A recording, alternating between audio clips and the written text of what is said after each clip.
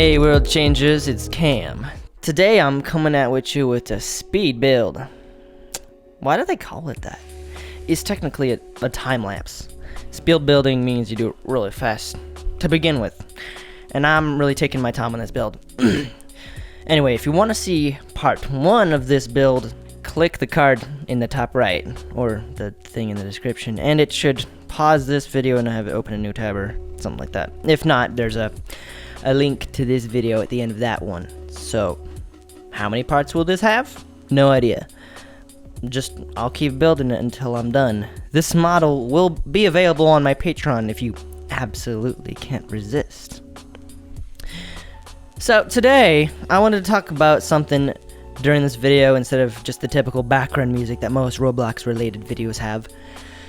But I didn't want to just talk about something random that you guys already know about, like some kind of Roblox news thing or something. Because a big part of my purpose here is to bring something unique to the table that will encourage and uplift people. So, what is the topic I have chosen? How to get what you want in life. Now, that probably sounds a bit vague, but I assure you, we're going to get pretty deep into this topic with the time we've got. So, you ready? Get those cogs in your brain lubricated and let's talk about stuff you probably never hear about in Roblox videos.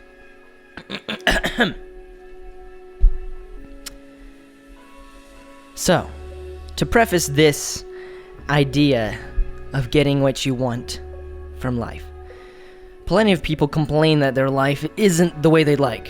But the part that troubles me is that many of them don't consider that things could actually change. There was a time when I regarded my own life as unchangeable and stuck as the way it was. Then one day I sort of woke up and realized that, oh, I can change things. I don't have to sit here and let every problem in my life get out of control. I don't have to sit here and be a victim. Problems can be solved, and I actually have the power to influence the events in my life. But it's scary to do that, mainly because in claiming that you have the ability to change your life, you by necessity imply that you are the reason your life is the way it is. And that's not a comfortable thing to admit.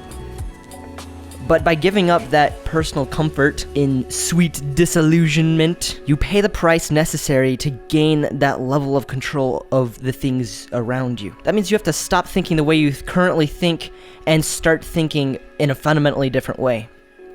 You also have to accept that you only have a certain amount of influence over the events in your life, not complete control. And why is that? It's because time moves on and something's already happened, but it's also because there are other people in your life perpetuating the things that happen around you, and accepting that you can't control everything, you allow yourself to focus on what you can control.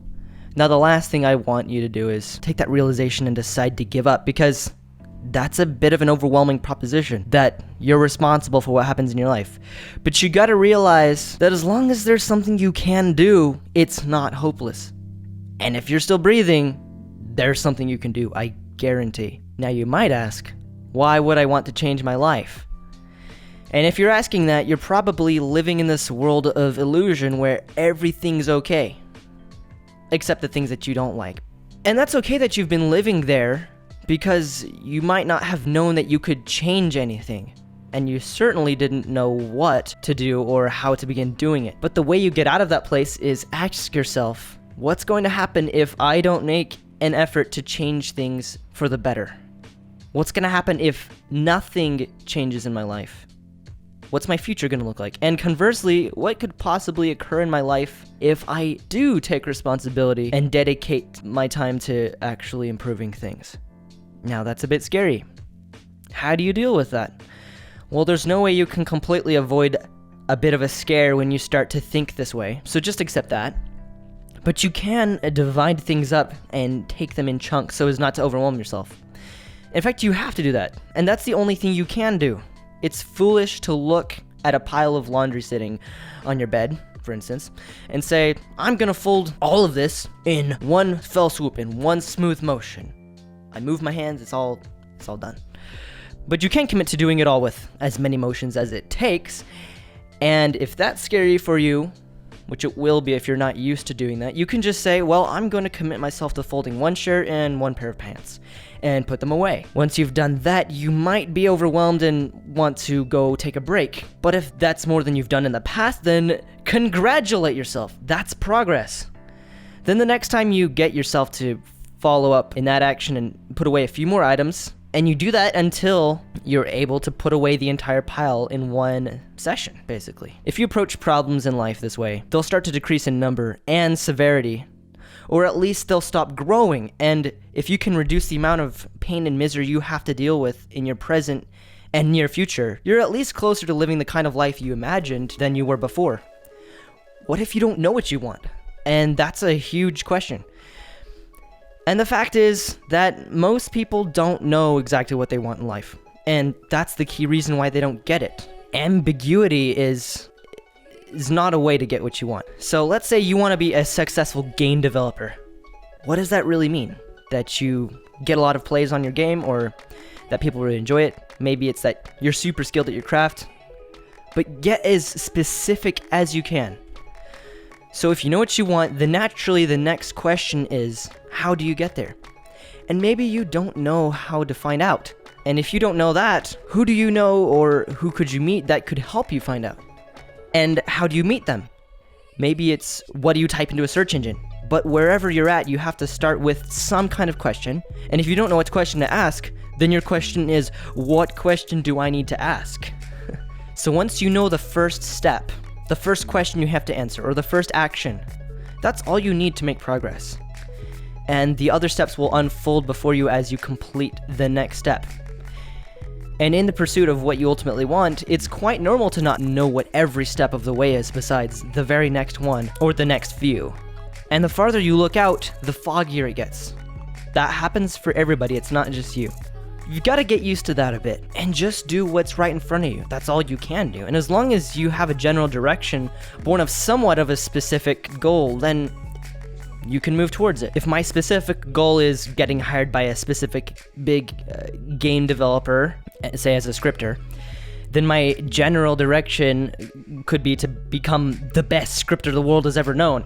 And it's not egotistical to say that as long as you back that up with action and relentless pursuit of the highest skill you can attain. And it often gets down to the most micro of problems, like you can't debug a certain line, and you feel like if you fail to debug that line, then you're just going to give up and never become a scripter. Well, that shows a huge lack in follow-through and consistency. Realize in those moments that, number one, it's temporary, and number two, it's going to happen again. And that sort of dichotomy will teach you that you can escape the feeling of despair that you're creating for yourself, but only for a moment. And you also need to get used to that feeling and learn how to deal with it, because inevitably it will come back, because you have this habit of relating with these situations in a certain way. Nobody ever got anywhere worthwhile that easy. And the more hard things you push through and do, as long as they're hard things that are actually contributing to the progress of your goal, then you'll become a stronger person and have more ability to make greater amounts of progress in the future. Just make sure that you're not giving yourself unnecessary suffering. Like, if you're lost, but you're not willing to ask for directions, well, that's kind of idiotic. Or if you're too tired to finish your project, but you're forgetting that you have a bed and another day tomorrow. Go to sleep, for goodness sakes. Even if you're late on an assignment and that project is an essay that's due at 11:59, realize that you're going to have to suffer for your past actions. You can't change what you did in the past.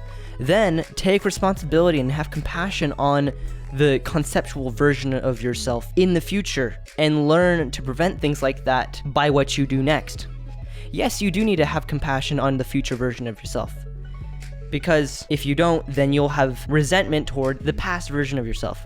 And sometimes you can't do anything in the moment, like you can't mow the lawn your dad's been asking you to mow if you're at school, but you can do it when you get home. So how do you guarantee that you'll do it then, or at least increase the likelihood? Well, change your thinking patterns. If you approach every moment the same way, with reason and tact, then eventually your behavior will change consistently, and you'll eventually be able to predict your actions and thus be able to predict your life results, because you're the one causing what happens in your life ultimately. Even if there are other influences around you, you have ultimate control of your life in the long term. And if you can accept that, then you've just bypassed a lot of struggling and misery that you definitely don't have to go through if you just realize it. And that's a reason to rejoice, because less pain and less misery usually leads to a greater chance for feelings of fulfillment and even joy. And when you feel like your life is going in a good direction, it doesn't matter what's happening around you, because you feel in control. Even if there's a bit of chaos, you feel that everything is going to turn out fine, even if it's not fine in the present. So your happiness isn't dependent on your circumstances, but how you relate with them. I'd like to encourage all of you struggling right now, and if nothing else made sense between all the complicated ideas I introduced today, remember this: there is always something you can do. There is always a next step. You're never without options. Just look around and find out what it is. And all you have to do is take that next right step, no matter how small. Things will get better. Stick around, keep trying, it's worth it. And with that, let's build a better world. Mr. Kamsaki out.